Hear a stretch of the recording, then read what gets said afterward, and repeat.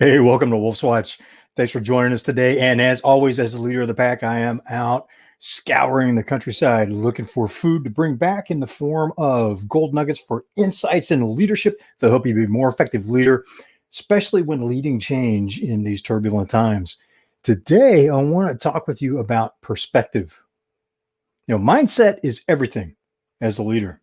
Perspective runs a close second. And how do you alter your perspective? Not in a bad way, but how do you check your perspective? How do you, right? Because we've all got this frame, however you want to do that. Frame, looking cool? Probably not. This paradigm frame that you perceive everything in. How do you adjust that? How do you check it? How do you see the blind spots?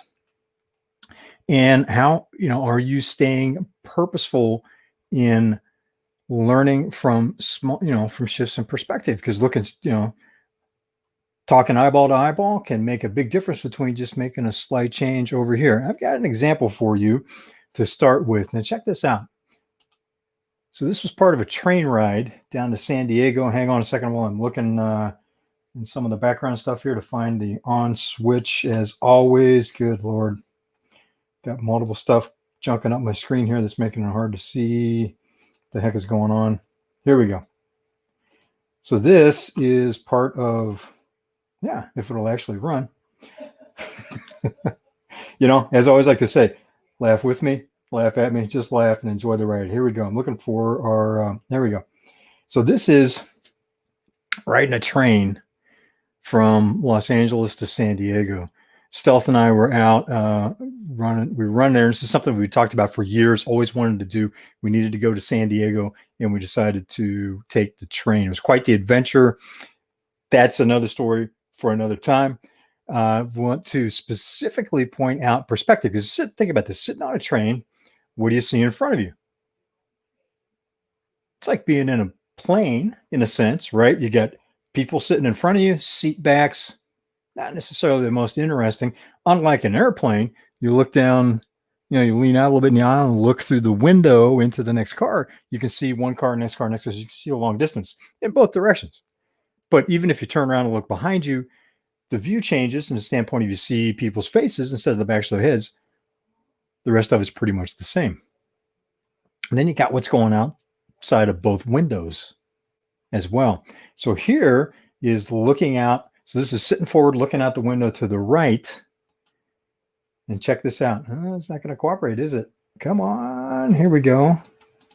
No, doesn't want to play. So this is looking outside the window to our right. And, I can see a little bit. It's not the most exciting view. Here's what I was looking for, right? See, we had driven past this before. The road you saw on site, we had driven through there before on automobile drives down to San Diego, but it's very, very different from the train tracks. We've seen the train tracks a lot, but being on the train, looking back was very different. And it was hard to keep track of where we were at, even though we knew the cities from the other side, from the highway side. And here's a little camera angle change, kicking my feet out. It's nice. There's more room than you have in an airplane. But here's looking out the other side. What do you got? Ocean. So we're zooming right along the ocean, getting to see just some pretty nice houses there as well. This is South Orange County. And really enjoyed being able to see things that we otherwise wouldn't have seen, because this train track goes through in a spot right up against the cliffs, against the highway. So here we are down by where the train track pops up along Interstate 5, coming up to the Marine Corps base. And you can see one of the buses coming along. So it's a very different perspective. And because, bear with me just a second here, let me stop this. So because we weren't driving and I wasn't riding a motorcycle, it gave a lot more time to stop and reflect. And traveling with someone else, I got to get the other person's perspective as well. Now, my wife, her nickname is Stealth. And the reason being is you've followed this series, you hear me talk about her, you'll probably never see her. And we nicknamed her Stealth, having some fun with that, because so many people know of her, so very few ever get to actually see her. There's a story behind how that started too. I'll tease you with that and leave it for another time. So Stealth and I were having this great conversation about how different the perspective is, what we're both seeing. She's seeing things that I missed. I'm seeing things that she missed. We're pointing, it's just like a couple of kids, and it made for a very fun adventure. But again, it came back to that frame that we both had, where we have a little bit different perception frame. We're both looking a little bit different places, and we got to see more, learn more, and we made it a purposeful trip. So we talked about what we were seeing. What did we learn from that? Where do we want to go back to again? What was the difference in the feel of the experience? So this is all about perspective. What does that have to do with leadership? From a leadership standpoint, the people around you, they've all got a different perspective. They're seeing things from a slightly different angle. And it leads to communication challenges. We've talked, is their frame the same as yours? And are they hearing the message that you intended them to hear when you're providing them guidance, counseling them on objectives? Are they seeing the same future, the same picture as the end result as you are? Because the hard truth is, as a leader, that's your responsibility. May not like it, but as a leader, it's your responsibility to make sure they are receiving the intended message so that they can do what needs to be done to make stuff happen and get the results that you need.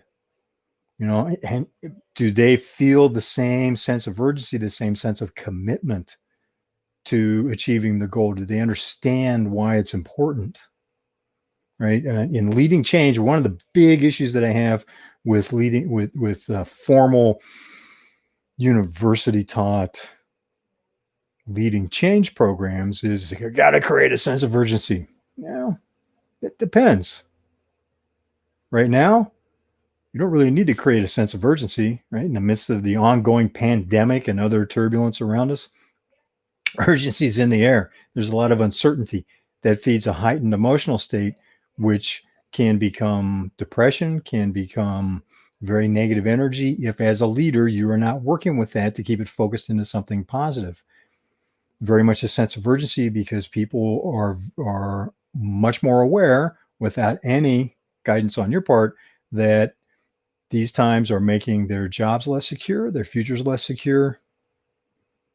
So the sense of urgency sometimes is necessary, sometimes not. What's even more important, and where sense of urgency has been misused, they need to understand why it's critical. When you're asking them to change something, and you're moving to something new, go, why is that the right choice? Why is that the right path? Why should they follow you? What's your perspective that grounds the whole activity that you're leading and the new direction that you're going as a good choice? They need to understand why it's critical that it gets done. Now, why the timeline needs to hold. And there's some urgency in that, in terms of got to get certain things done. Right now, in these turbulent times, financial realities drive some of the urgency. Still, it's about connecting effectively with them, painting the picture for them, having them hear the message, right? Connecting with them so that they feel they are part of the right thing and they're doing the right thing. Then you've got a powerful team to implement change with. But it's about perspective. It's like being on the train, looking out one window, seeing cliffside, homes, freeway. Look out the other side, across the aisle at the other window, seeing Pacific Ocean, blue, some houses, some beach. Look straight forward, not seeing the track ahead, seeing the back of everybody's heads. What do you see when you look forward? As a leader, you're seeing, as a business owner, you're up front driving the train. So you're seeing that track forward and way, way farther ahead. Everybody else is seeing the back of your head or the back of someone else's head. And when they turn around and look behind them, what do they see? They see the faces of the people that they're leading, that they are influencing, whether it's other team members within the company, whether it's suppliers that they're dealing with, so that you have the support services, materials that are necessary to run your company and deliver your services and products to your clients. Or whether it's clients, you see the clients look at them going, okay, why should we follow you? Doing business with you is a form of following you. So it's, understand where are people looking. So as a leader, you need to know where are they looking and have an idea of what that perspective is that they're getting from looking over here, and then be able to, if you need them to look over here or be looking directly here, to help them make that adjustment and explain why, right? It's urgency. Okay, let's set that aside. The need. What is the real need for, instead of enjoying the view of the hillside over here, which can be stark beauty in a lot of ways, or looking over here and going, wow, check out the ocean, surf's up. This is a great place to look. Say, no, no, no. I need you looking up here, lean out a little bit, look down the center so you can see through the windows and get a better view of what's on the track ahead of us that I'm looking at. So just a couple of things to think of, and some, and some fun, hopefully. If you have never taken the train, if you're in Southern California, or actually wherever you're at, if there's a train ride available, they're ridiculously expensive. It's why trains are a 19th century technology. It is worth the adventure, but make it purposeful. Have fun with it. Enjoy it. I highly recommend being on a train. And it's a fun journey. It's a very different experience, and allows you to, if you take advantage of the opportunity, to look at things very differently, and to have one or more people along on the journey with you, so that you can talk with them, learn from them as well. What are they seeing? What's their perspective? The same thing when looking out this window, someone may be going, hey, you know what? There's surfers out there. Surf's up. It's looking good. Someone else may be going, check out these houses. Because it just depends on what's top of mind for them, what catches their perspective. You can learn a lot more about them by also asking them, okay, why does that caught your eye?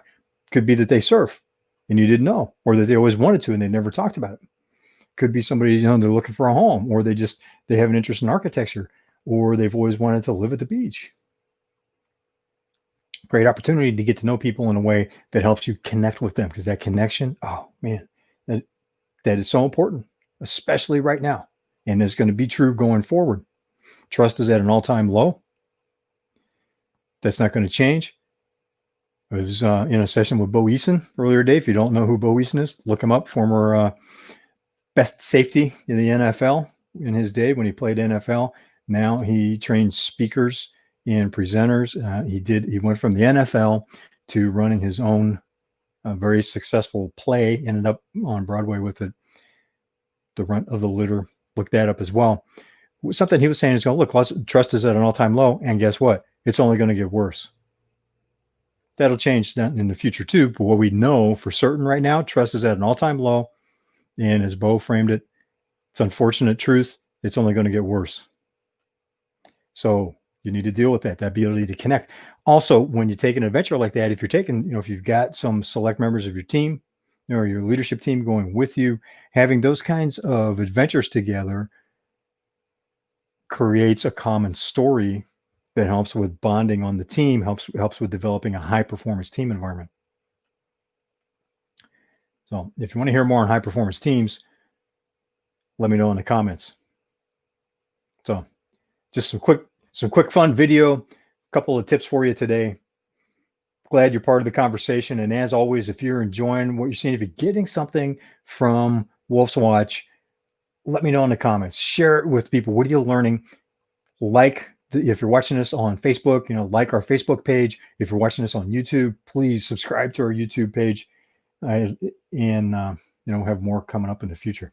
So have a great afternoon. I'm Wolf with Wolf's Watch. Thanks for being part of the journey, and I will see you on the trail.